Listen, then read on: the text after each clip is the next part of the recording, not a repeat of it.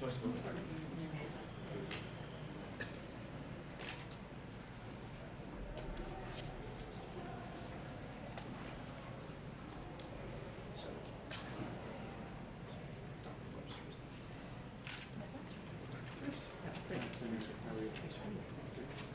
not speaking. Oh, you're not speaking. I'm Susan Swanson. Thanks for doing it.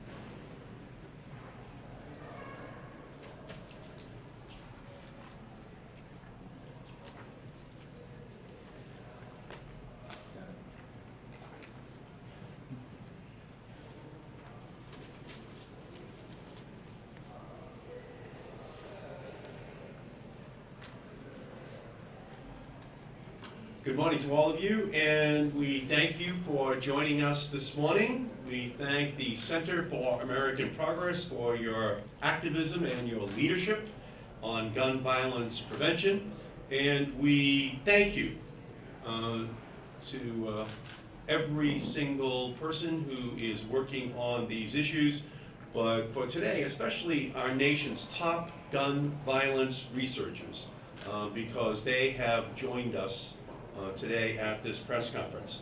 Dr. April Zeoli from Michigan State University, Dr. Daniel Webster from the Johns Hopkins Center for Gun Policy and Research, Dr. Garen Wintemute from the University of California, Davis, Dr. Jeffrey Swanson from Duke University, and Dr. Susan Sorensen from the University of Pennsylvania.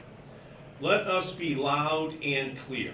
The gun violence which is plaguing our nation is a public health crisis.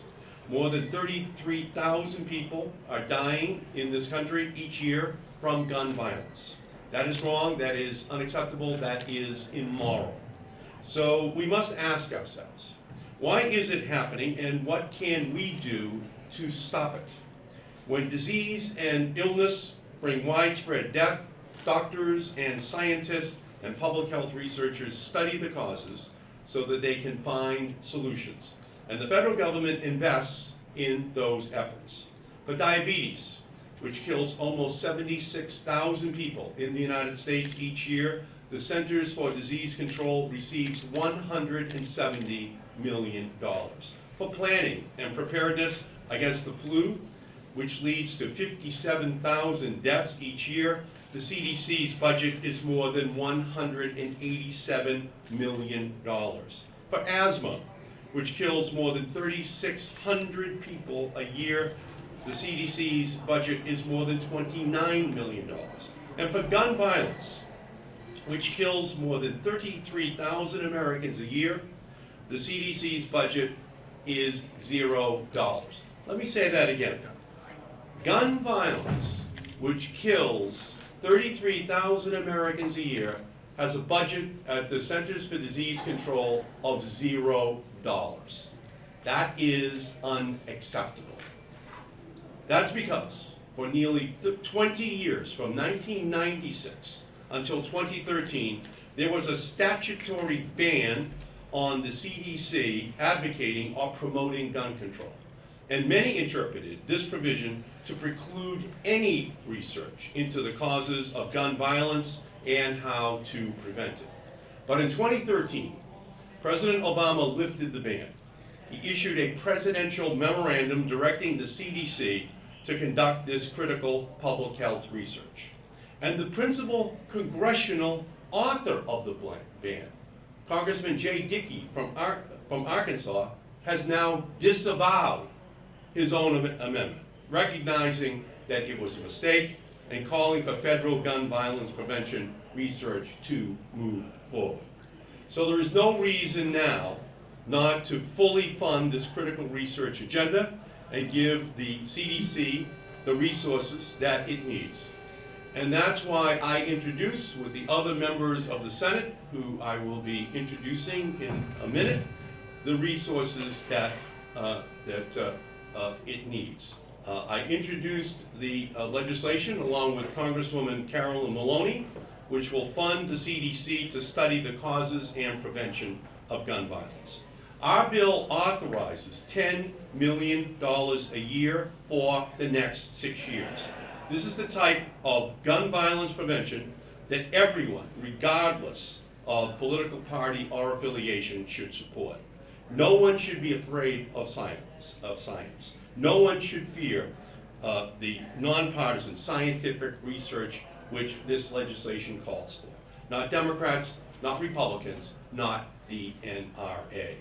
Imagine if we had our best minds, the men and women standing behind me here today, studying the reasons for so much gun violence, looking into questions like whether guns can be made safer, questions like whether firearms training are effective, what is the role of the illegal underground firearm market in the epidemic of violence, what are the best ways to prevent suicides, which represent almost 2/3 of all gun fatalities. It is time to take our heads out of the sand on gun violence. It is time for us to confront it with information and open eyes. It is time for us to understand it. If we want to stop this wave of gun violence, we need better information about what is causing it and what can be done to prevent it. So let's give the medical, scientific, and public health community the resources they need. Let's study this scourge, let's understand what's causing it, and then let us put an end to it. Now let me turn and recognize this cast of all-star senators who are fighting on this issue of gun safety every day. In turn first and recognize the senator from Oregon, Ron Wyden.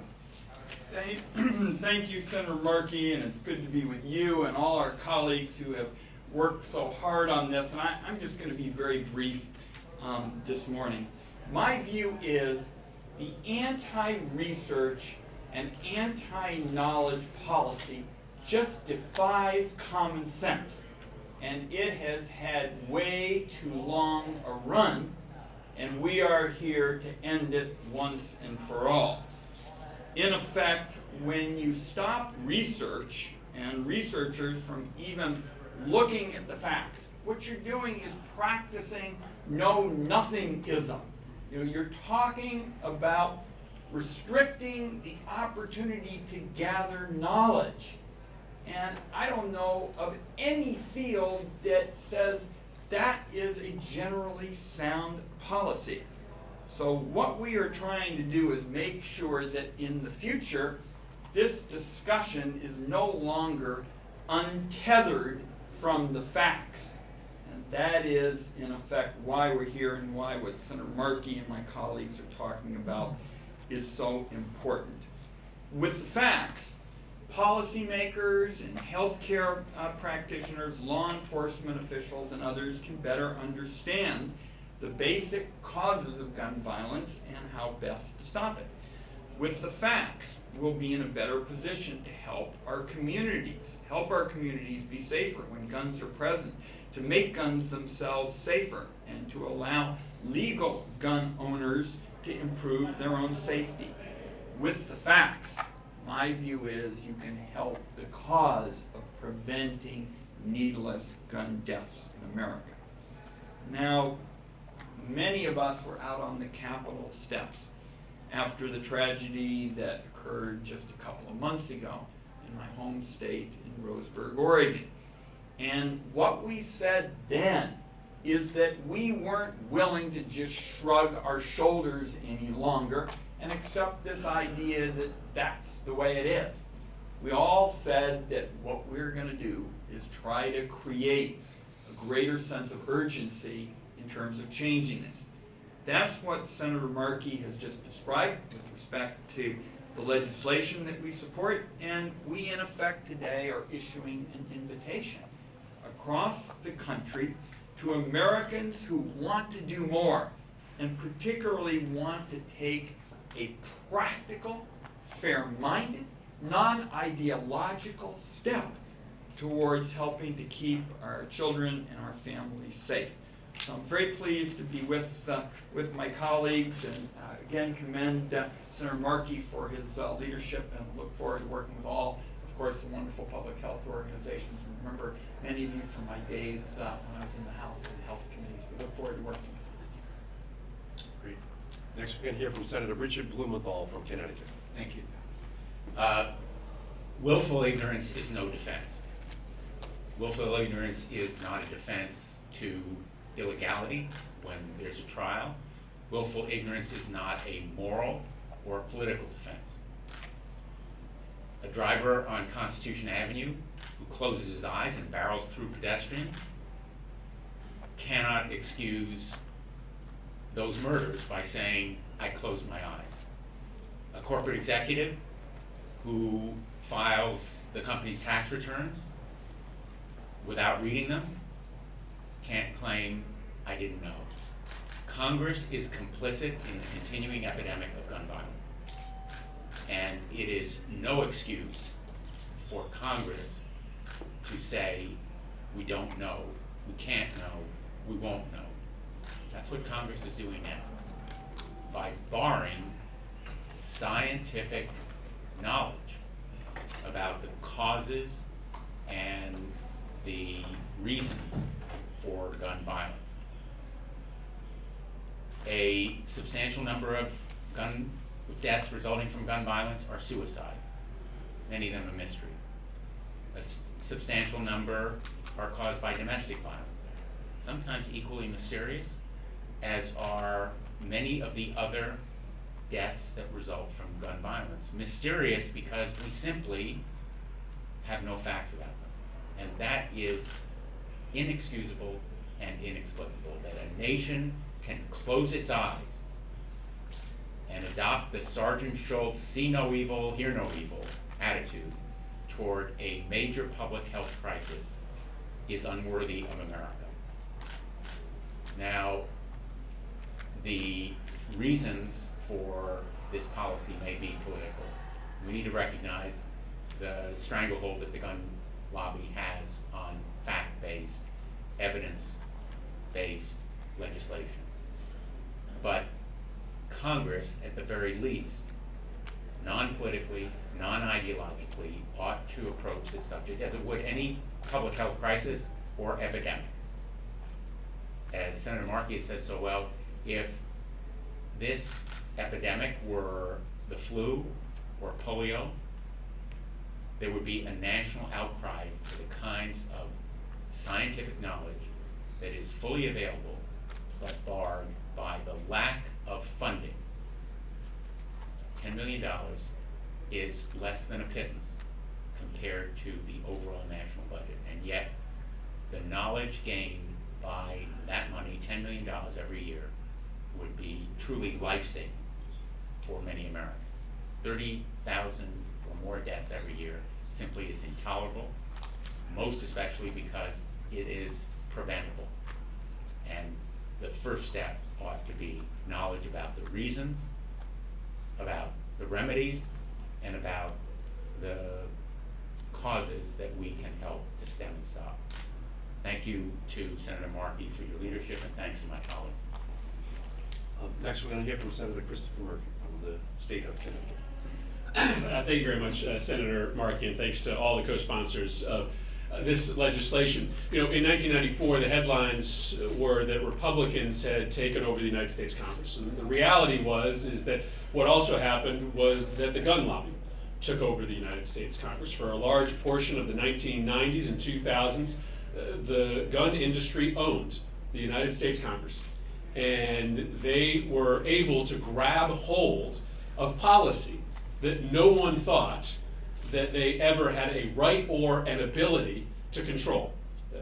The NRA was able to dictate what kind of research the CDC did and what kind of research they didn't do. The NRA got to dictate what kind of resources the ATF got and what kind of resources they didn't get. They were able to decide what kind of liability their industry would be subject to and what kind of liability it wouldn't. The NRA's ownership of this town is coming to an end. It's a slow but steady process, highlighted by the President's executive order in early January. And for those that still support this ban on research, I would hope that they would come and spend some time in places like the East End of Bridgeport, in neighborhoods in Chicago and New Orleans and Los Angeles. Because the research that's already been done tells us a clear story, and here's part of it. Research tells us that for children growing up in neighborhoods with high rates of gun violence, they have higher rates of PTSD than children who were growing up in Baghdad during the height of the Iraq War. Why? Because your brain grows differently when you have to worry every single day about being shot on the walk to school, when almost everyone knows a neighbor or a family member who has died by gun violence. We know where the research has led us already. The gun industry knows where the research leads us already. That's why they're so scared of what the CDC may produce. Congress should get out of the business of telling the CDC what kind of research they should do, what kind of research they can do.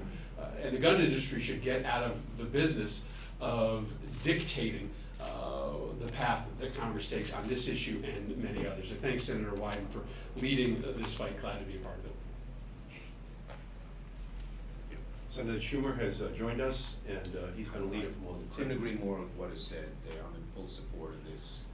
No more ostrich-like. We don't want to know the facts, no matter what side you're on the gun issue. Thank you. Senator Ben Cardin from Maryland. Well, Senator Markey, let me thank you for your leadership on this issue and so many issues of gun safety, and I'm really proud to join with my colleagues that are here.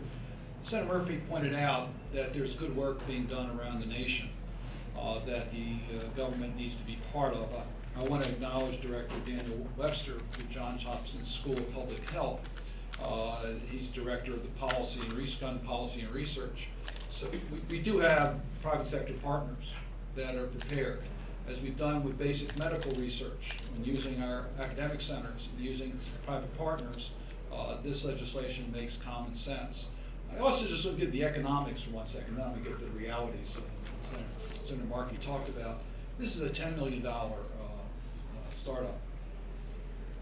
The Brady campaign estimates that the direct cost of gun violence is $100 billion a year. So you're talking about a small fraction in an effort to do, which, as Senator Markey said, when you have an epidemic, you deal with it, you look for ways to treat and then cure, and you do that through research. And that's exactly what we want to do. We want to understand more of why the United States, a child is over 10 times more likely to die from gun violence than in other high-income developed countries. That's something we need to understand, something we need to take action, and you can't do it unless you have the basic information in order to bring that about.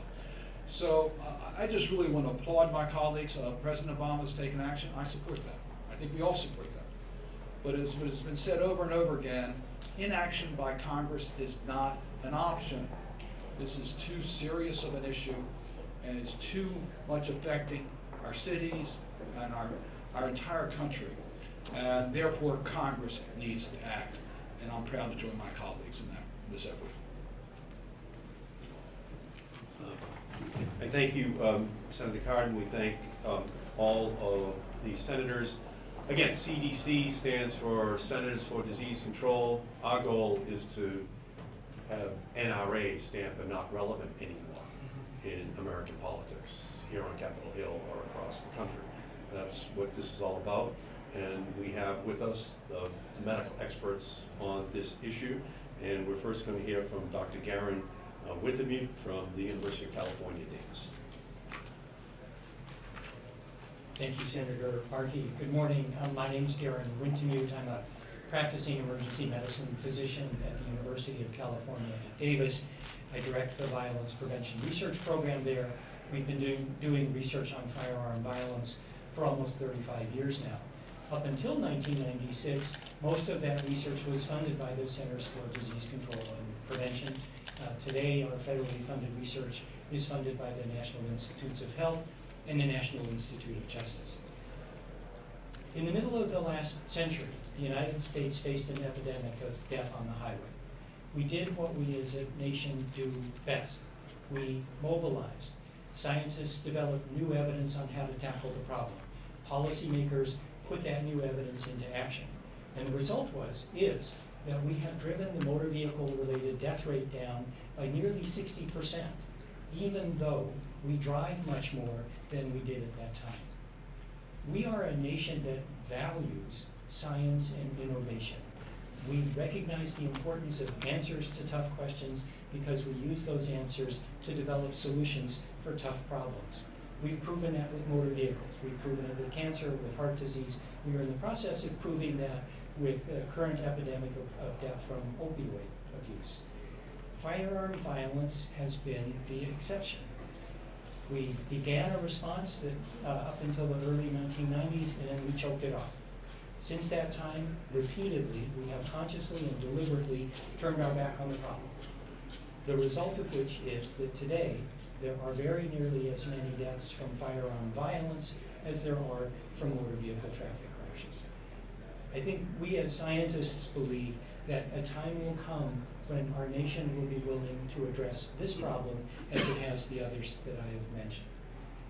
When that time comes, people will look to the scientific evidence to help them decide what it is they need to do.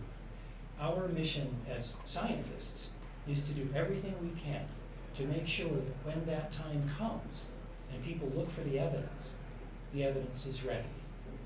We will do whatever we can with whatever we have, and we will never quit. Thank you. Next, we're going to hear from Dr. April Zeoli from Michigan State University.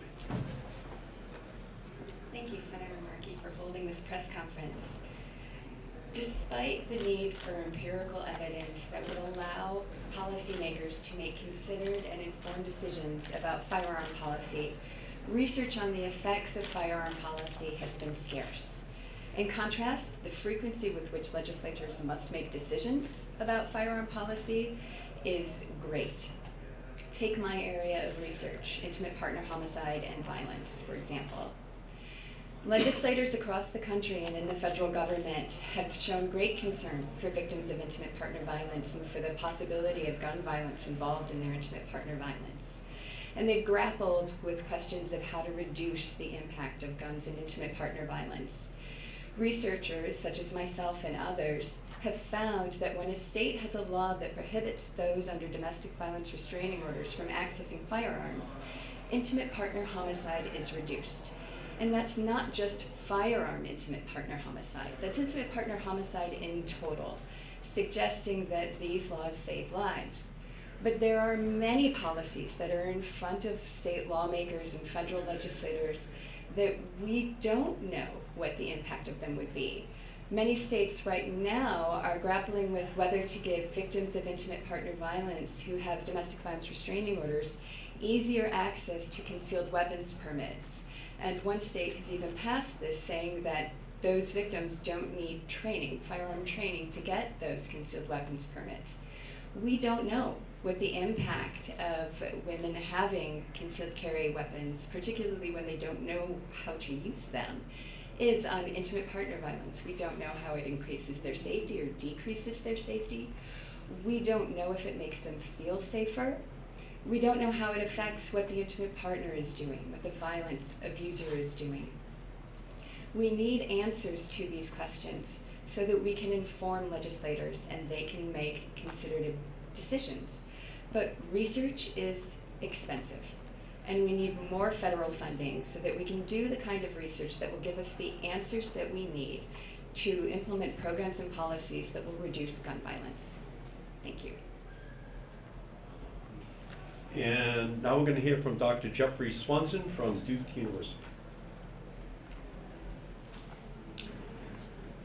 Thank you, Senator Markey, and your distinguished colleagues. We tend to focus on gun violence these days when there is a horrifying mass casualty shooting by a troubled young man. But the fact is that every single day in the United States, more than 90 people die as the result of a gunshot. The circumstances range from suicides, that's more than half of the gun deaths, to arguments gone wrong between angry young men. The toll is measured in ruined lives and in communities and families torn apart over generations. The solutions to gun violence in our country are challenging because private gun ownership is cherished and is prevalent and is constitutionally protected. Public policies that might limit access to firearms must carefully balance risk and rights, and must focus on ways to identify individuals who pose such a high risk of harming themselves or others that it is justified to limit their access to firearms, at least temporarily. That is very difficult to do because the causes of violence, whether we're talking about interpersonal violence or suicide, are many, many factors that interact with each other in complicated ways, from the individual level of motivation and emotion to the level of the social environment. And the red flags, the risk factors, are non-specific. They tend to apply to many more people who will not engage in violent behavior or will not end their lives with suicide than those who will. So this is a real challenge for science, and it's something that I am privileged to be working on with a small community of researchers. This is only one aspect of the gun violence problem, but it's one that is uniquely important in our country, given our context. And we're working together to bring scientific evidence to bear to this problem, to try to inform public policies that will be effective and that will be fair and will meaningfully reduce this problem. We do know some things about gun violence. We have done a number of studies. Sometimes they're cobbled together in terms of funding from foundations and leveraging one thing with another. We know, for example, that a history of violent behavior and substance abuse problems are far better predictors of future violence than mental illness is. We know that the current criteria that we have for legally prohibiting firearms from some individuals, that these criteria are too broad and too narrow at the same time. They identify lots of people who may not be at risk of violence or suicide, and they fail to identify some who actually are. And so what we need to do is we need more research. We need to think about solutions that are going to be effective, but will also do so in a way that will balance and respect the rights of lawful gun owners and will not add to the burden of stigma and rejection that people with mental illness often face when their neighbors assume that they are dangerous because they have a mental illness and act as if that were true.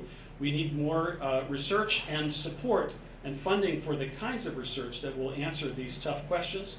We need an investment in public health research from federal agencies such as the CDC and NIH that matches the size and the complexity and the social cost of the problem that we face. This is not a one-thing problem, it's not a one-thing solution, but we're in this for the long haul, and we think there's a common place to stand with gun owners and non-gun owners who might disagree on politics, but who do not disagree fundamentally that really risky people should not have their hands on a gun, and we need the science to find the best and the most practical and fair ways to prevent gun violence. Thank you very much. Thank you, Doctor, so much. Questions? Yes, ma'am. You sent a letter to Appropriations Chairman Cochran and Subcommittee Chairman Blunt. Have you received a response on whether or not they're going to hold a hearing on this issue? No, we have not yet received a response. And when are you hoping to receive a response? And if you don't, in a timely fashion, then what's the next step on trying to push this? Well, ultimately, we have the option of bringing an amendment out to the Senate floor at the right time, but we intend on having a debate on this public health crisis in America this year. So we want to go through the regular process. We think that the debate is very important. We think that the more the people hear about this epidemic of gun violence and how the experts believe that much of it is preventable, but the research must be done in order to put the right strategies in place, is something that ultimately we have to have an open public debate on. So hopefully it happens at the committee level, but on the Senate floor, we are definitely going to have this debate before the end of the year. Yes, ma'am. One of the points I thought was interesting was that I think one of you compared this to the opioid abuse epidemic. I mean, how do you see, you are also concerned as a public health epidemic, the gun violence deaths. How do you see differences in how those two different subjects have been treated in Congress?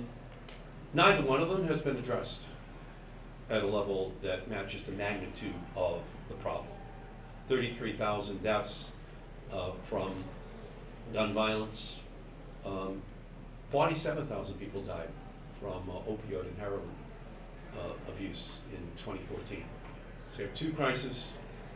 They are growing, and we have to finally turn the attention of the Senate, of the Congress, to these epidemics, so that we can put in place the preventative policies that make it possible for us to be successful. Research is medicine's field of dreams from which we harvest the findings that give hope to families that they can avoid the catastrophes of the past. Right now, we do not have that research being done, and right now on opioids, the same thing is true. We just do not have sound policies in place at the federal, state, or local levels in our country. On both of those areas, we believe that prevention is worth a pound of cure, and we want to begin that research so we can put those preventative measures in place. Yes, ma'am? You said that you didn't even have the debate this year. Given the shortened calendar time and the fact that it is an election year, how do you see that happening, and what complications are you worried about? We will have the debate this year. We will have plenty of opportunities before the end of this year to ensure that this discussion is held on the floor of the Senate. It's January. We have until October. We'll find the time and the opportunity to be able to ensure that this public debate occurs. Thank you all so much for being here.